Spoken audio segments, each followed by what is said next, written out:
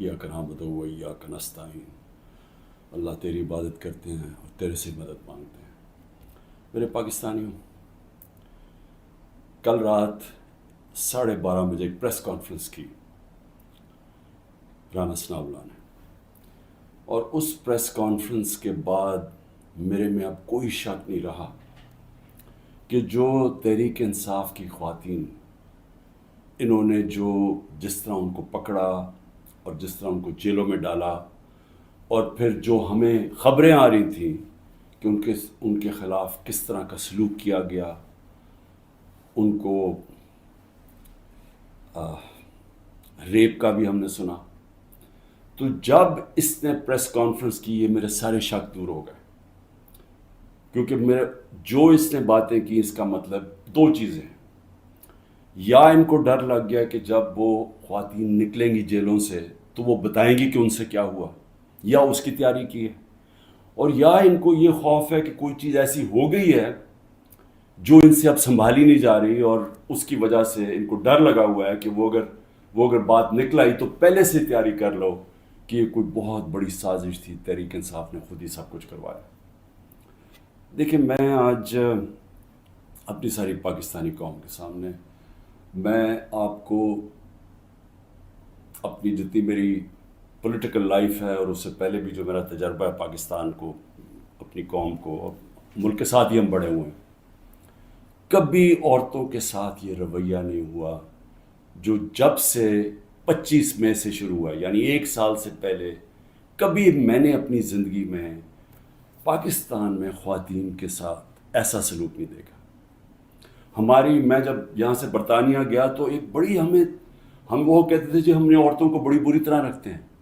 मैं समझता था कि जो हम औरतों की इस मुल्क में इज़्ज़त करते हैं दुनिया में नहीं की जाती, और मैंने देखा है इस तरह की इज़्ज़त नहीं की जाती औरतों की। और क्योंकि ये हमारी सिर्फ रवायत ही नहीं है, ये हमारा दीन का हिस्सा है। अब मैं बताऊं कि 25 मई को क्या हुआ। 25 मई को दरवाज़ों तोड़ के घरों में घुस गए, रात गए, ना चादर ना चार दीवारी। अगर इन्होंने ना फिक्र की कि वहाँ औरतें हैं, औरतों को कईयों को उठा के ले गए, बच्चों को उठा के ले गए। हमें आहिस्ता आहिस्ता जब खबरें मिली, मैं मानूँ ही ना कि ये हुआ है। जब हम अपनी औरतों MPs को मिले, तो आहिस्ता आहिस्ता जब हमारी औरतों की तंजीमों को मिले, फिर जो अपने MPs मर्द को मिले, उन्होंने सब ने आहिस्ता आहिस्ता एक ही कहानी सुनाई कि प्लान करके ये किया गया था खौफ फैलाने के लिए, और इन्होंने ज़बरदस्ती बदतमीज़ी की, यानी एक प्लान करके कि दहशत फैले। ये इस तरह इन्होंने लोगों के घर तोड़े और घरों में घुसे हैं। तब भी इन्होंने गाड़ियां तोड़ी। डॉक्टर यास्मीन की तस्वीर है, वो गाड़ी में बैठी है, उसकी गाड़ी तोड़ रही है पुलिस। तो ये एक प्लान था।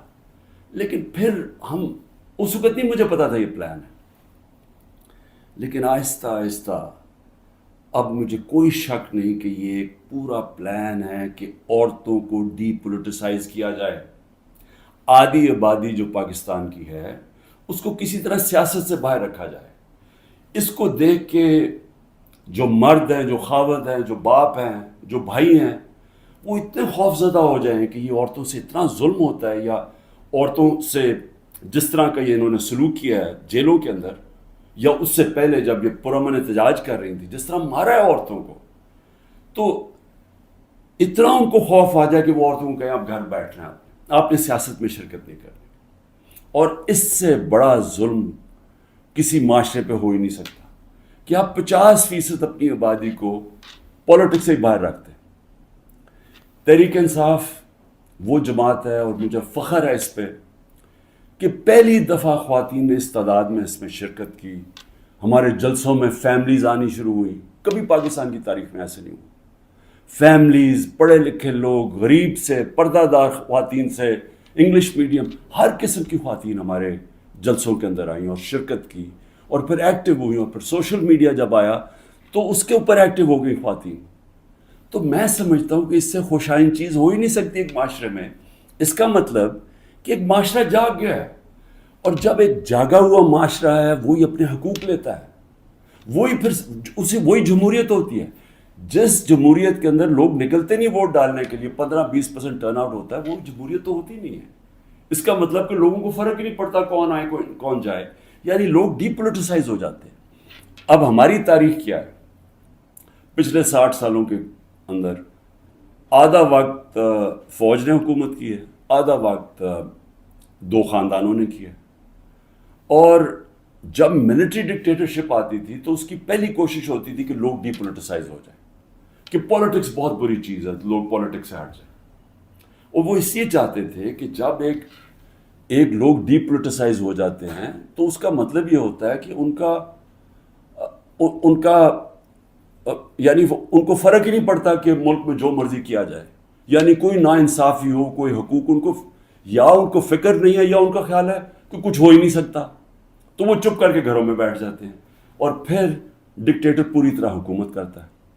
اب یہ وہی فیز آ گیا کہ ایک آہستہ آہستہ ایوولوشن سے ہمارا ملک آگے بڑھنا شروع ہوا. ہم نے ایک بہت بڑی موومنٹ ہوئی جس کو کہتے ہیں لائرز موومنٹ. وکیل جب آزاد عدلیہ کے لیے نکلے، میں جیل میں گیا، ہم نے سب نے شرکت کی. وہ پہلی دفعہ پڑھے لکھے طبقے نے شرکت کی کہ جب تک عدلیہ آزاد نہیں ہوگی ہمارے حقوق کی حفاظت نہیں ہوگی، اور آزاد عدلیہ جمہوریت کی حفاظت کرتی ہے. تو وہ ایک بہت بڑا مائل سٹون تھا، کیونکہ ہمیشہ پاکستان کی عدلیہ جدھر پاور ہوتی تھی، جو حکومت ہوتی تھی اس کے ساتھ چلتی تھی، اور نظریہ ضرورت لے آتی تھی کہ آئین بھی اگر طاقتور توڑنا چاہے تو اس کو موقع دے دیتی تھی آئین توڑنے کا. اس لیے ہمارے کبھی صحیح معنی میں حقیقی جمہوریت آئی نہیں. اور حقیقی جمہوریت کا مطلب ہے حقیقی آزادی. دیکھ لیں، پہلے یہ سمجھ آئے، جمہوریت جب حقیقی ہوتی ہے تو اس کا مطلب آپ کے جو فنڈامنٹل رائٹس ہیں، آپ کے جو حقوق ہیں، ان کی حفاظت کرتی ہے ملکی عدلیہ. ملکی عدلیہ گورنمنٹ کو کوئی غلط کام کرنے نہیں دیتی، کیونکہ وہ آئین کے بیچ میں چلتی ہے. اور پھر جب آپ کے ملک کے اندر لوگوں کے حقوق مل جاتے ہیں اور ان کی عدلیہ ان کے حقوق کی حفاظت کرتی ہے، وہ آزاد ہو جاتے ہیں اور وہ ملک پھر اوپر چلے جاتے ہیں. میں آپ کو ایک چھوٹی سی مثال دیتا ہوں کہ یورپ جب آزاد ہوا، جب دوسری جنگ عظیم ختم ہوئی، تو سارا جو ویسٹرن یورپ تھا وہاں جمہوریت آ گئی. صرف اسپین میں نہیں آئی، وہاں ڈکٹیٹرشپ تھی. 50 سال کے بعد دیکھیں کہ سارا ویسٹرن یورپ آگے نکل گیا، خوشحال ہو گیا، اور اسپین پیچھے ہے، حالانکہ اسپین بھی ایک وقت پہ بڑا امیر ملک تھا. تو جمہوریت، آزادی، خوشحالی، یہ سب ساتھ چلتے ہیں، لیکن بنیاد ان کی انصاف میں ہے. انصاف کا مطلب ہے کہ جب ایک معاشرہ آپ کے اس کی عدلیہ فنڈامنٹل رائٹس پروٹیکٹ کرتی ہے تو وہ آزاد ہو جاتے ہیں، وہیں جمہوریت آتی ہے، وہیں خوشحالی آتی ہے. تو یہ ایک سفر کر کے ہم یہاں پہنچے ہیں. آزاد عدلیہ کی موومنٹ ہوئی، عدلیہ آزاد ہو گئی. عدلیہ نے بہت تو بڑی دیر تک، اور ایسا کہ لوگوں کو اعتماد ہوتا تھا کہ حکومت ہمارے سے زیادتی نہیں کرے گی، ہم عدلیہ کے پاس چلے جائیں گے. میرے 3.5 سال میں مکمل طور پہ عدلیہ آزاد، کسی قسم کی مجھے کوئی بتائے کہ ہم نے انٹرفیرنس کی ہو. مکمل طور پہ میڈیا آزاد. ذرا موازنہ کریں آج جو میڈیا کا حال ہے اور جو ہمارے دور پہ تھا. 80% تنقید ہماری گورنمنٹ کی ہو رہی ہوتی تھی، حالانکہ اس گورنمنٹ نے کرونا سے دنیا نے ایکنالج کیا پاکستان کے، جس طرح ہم نے کرونا کو ہینڈل کیا. ٹاپ 3 دنیا میں ملک تھے. دنیا نے ہمارے احساس پروگرام کو ایکنالج کیا. دنیا نے ہمارے جو ہم نے پہلی دفعہ ماحولیات کے اوپر ملک کی تاریخ میں جو ہم نے درخت اگائے، جو بلین ٹری سونامی جس کو کہتے ہیں، دنیا نے مانا اس کو.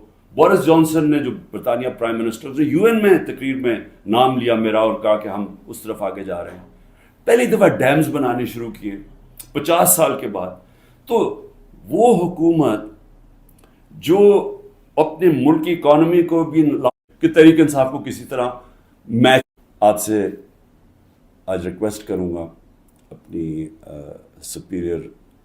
سپریم کورٹ، سپیریئر جوڈیشری سے، کہ دیکھیں یہ صرف یہ نہیں ہے کہ تحریک انصاف کے اوپر ایکشن لیا جا رہا ہے، یہ ساری ہماری جمہوریت کو تباہ کیا جا رہا ہے. اور یہ بڑی مشکل سے ڈکٹیٹرشپ سے نکل کے پھر آتی تھی، پھر واپس ڈکٹیٹرشپ، بڑی مشکل سے ایوولوشن یہاں ہوئی ہے.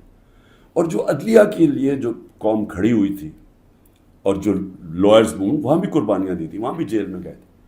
تو وہ اب اگر ادھر آ کے واپس ہم نے چلے جانا ہے وہ سیاہ دور کے اندر، یہ جو دور مشرف سے بھی برا دور ہے، تو اس کا مطلب کہ ساری جو قوم کی کوششیں اپنی جمہوریت اور آزادی کی طرف سفر تھا اور رول آف لاء کی، وہ تو سارا رول بیک ہو رہا ہے.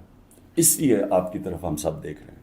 آخر میں گورنمنٹ کو ایک پیغام دینا چاہتا ہوں کہ دیکھیں، اپنے آپ کو ٹائم دے دیں. آپ نے 2 ہفتے لینے ہیں، 3 ہفتے لینے ہیں، جتنے لوگ توڑنے ہیں آپ اس ٹائم میں توڑ لیں. اور جس ریٹ پہ جا رہے ہیں کافی لوگ آپ نے توڑ لیے ہیں اور کافی اور بھی ٹوٹ جائیں گے جو کہیں گے کہ جی ہم اپنی فوج کے ساتھ کھڑے ہیں اور ہم آج تحریک انصاف کو چھوڑنا، بڑا ظلم ہوا 9 مئی کو.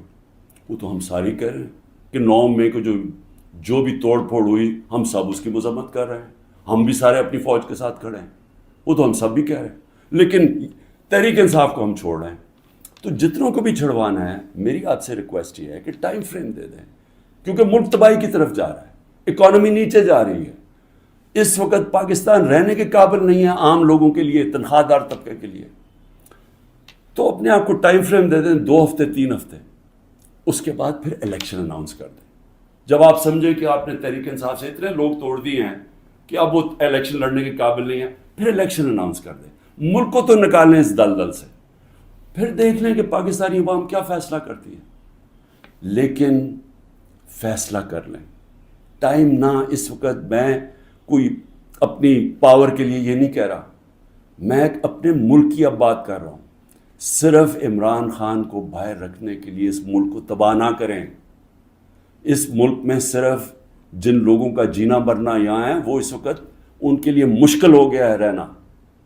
جو چھوڑ کے جا سکتے ہیں 9 لاکھ سے اوپر لوگ چھوڑ کے جا رہے ہیں ملک.